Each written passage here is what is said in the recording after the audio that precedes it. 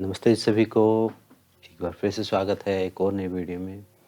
और आज की इस वीडियो में हम डिस्कस कर रहे हैं गोरख संहिता के जो प्राणायाम के चैप्टर को हम शुरू कर रहे हैं। लास्ट वीडियो में हमने डिस्कस किया था कि प्रणव साधना क्या है, ओमकार की साधना कैसे की जाए, उसके क्या बेनिफिट हैं, वो सारे गुरु गोरखनाथ ने बताया। और आज से शुरू हो रहा है प्राणायाम। आज प्राणायाम की इम्पोर्टेंस होगी। नेक्स्ट वीडियो में जो प्राणायाम नाड़ी शोधन प्राणायाम की विधि होगी, और उसके बाद सेकंड चैप्टर स्टार्ट हो जाएगा जिसमें प्राणायाम की विभिन्न प्रकार की विधियां बताई हुई हैं। तो सबसे पहले गुरु गोरखनाथ ने जो प्राणायाम के बारे में बताया, उससे पहले प्राणायाम की जो इम्पोर्टेंस बताई है कि प्राण की जो इम्पोर्टेंस है वो क्या है। तो उन्होंने कहा है कि जैसे हठ योग में एक सूत्र आता है, चले वाते चलम चितम निश्चले निश्चलो भवेत। तो मतलब कि जब तक वायु चल रही है तब तक चित्त चल रहा है।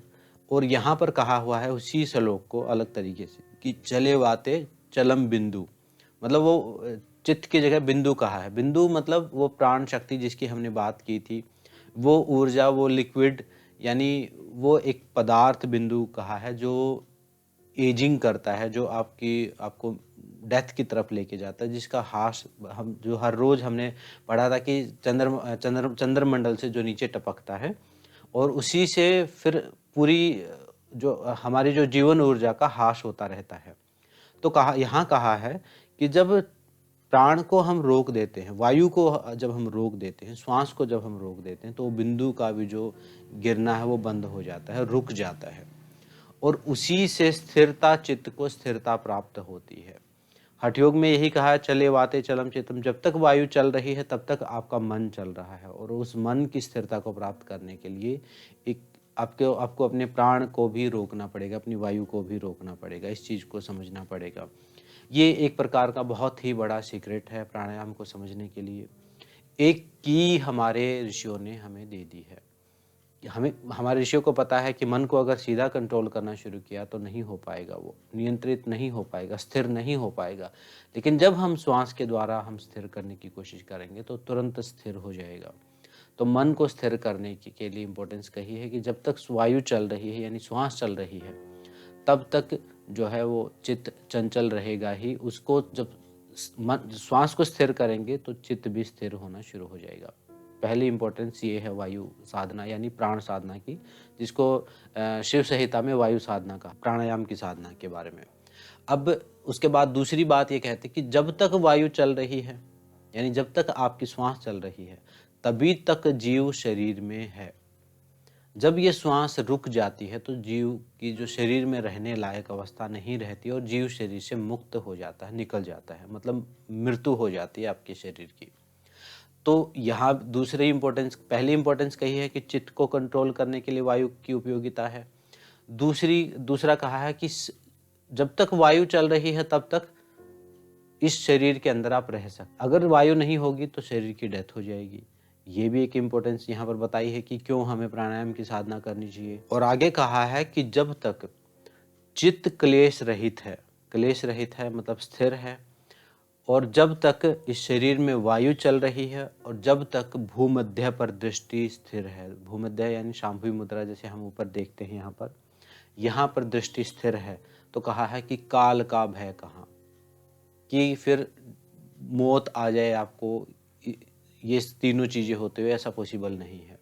कि जब तक आपके शरीर में प्रॉपर वायु यानी जो प्राण ऊर्जा का प्रवाह है, पूरी प्राण ऊर्जा से आप भरे हुए हैं, और आपका मन स्थिर है, और दृष्टि जो है यानी आपका ध्यान जो है वो अपने आपके आज्ञा चक्र पर है, तो काल का भय नहीं है, ऐसे योगी को मृत्यु नहीं प्राप्त हो सकती। तो इसलिए योगी को चाहिए कि वो अपनी वायु को निरुद्ध करने का अभ्यास करे। निरुद्ध करने का मतलब रोकने का अभ्यास करे, उसको कुंभक लगाने का, उसका प्राणायाम का अभ्यास करे। उसके बाद कहा है कि ब्रह्मा आदि योगी मुनि ये सब भी अपने मृत्यु के भय से प्राण का निरुद्ध करते हैं, प्राण को रोकते हैं, कुंभक करते हैं, उसका अभ्यास करते हैं। मतलब प्राणायाम की इम्पोर्टेंस इतनी दी है कि जो उच्च अवस्थाएं हैं, जो उच्च योनियां हैं, वहाँ भी प्राणायाम का अभ्यास किया जाता है। इतनी ज़्यादा जरूरत प्राणायाम की यहाँ पर बताई हुई है। और उसके बाद कहा है कि जब प्राणायाम के द्वारा एक योगी अपनी प्राणों को की शुद्धि कर लेता, अपनी नस नाड़ियों की शुद्धि कर लेता है, तो वो प्राण संग्रह करने के लायक हो जाता है।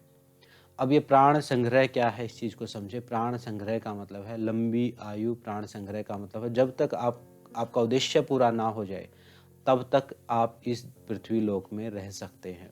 यानी अपने प्राण का संग्रह करके आप ज़्यादा सालों तक जीवित रह सकते हैं। जैसे हमने पढ़ा है कहीं कि 500-600 साल तक भी योगी जीवित रहते हैं, हज़ारों साल तक भी जीवित रहते हैं। यहाँ तक कई जगह ऐसा पढ़ने को मिलता है, हज़ारों साल योगी समाधि में व्यतीत करते हैं, जब तक उनको उनके जीवन का ये उद्देश्य पूरा ना हो जाए।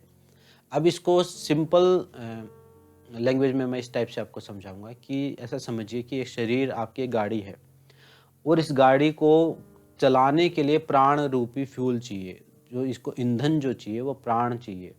अब प्राण हमें श्वास के द्वारा भी प्राप्त होता है, वो भोजन के द्वारा भी प्राप्त होता है, लेकिन उसका ह्रास भी होता रहता है, मतलब वो लूज़ भी करते रहते हैं। धीरे-धीरे क्या है, प्राण लेना कम और व्यय करना ज़्यादा हो जाता है, मतलब खर्च होना ज़्यादा हो जाता है और धीरे-धीरे एक दिन हमारे पास वो प्राण का, यानी जो किसी की डेथ होती है हम बोलते हैं ना कि प्राण खत्म हो गए या प्राण निकल गए, मतलब वो कोटा समाप्त हो जाता है। एक योगी क्या करता है, प्राणायाम के थ्रू पहले अपनी नस नाड़ियों को शुद्ध करता है, उसके बाद अपने प्राण के जो कोटा है, जो जैसे हम अपने अकाउंट में बैलेंस बढ़ा लेते हैं, सेविंग अकाउंट बना लेते हैं, वैसे ही अपने प्राण की सेव करके वो इसी जीवन में मोक्ष तक पहुँचने के लिए, मुक्ति तक पहुँचने के लिए शरीर का ज़्यादा से ज़्यादा सालों तक उपयोग कर सके। तो इसलिए प्राण का संग्रह किया जाता है, उच्च अवस्थाओं को प्राप्त करने के लिए। ऐसा समझिए, मान लीजिए आपके फ़ोन में एक लिमिटेड बैटरी है।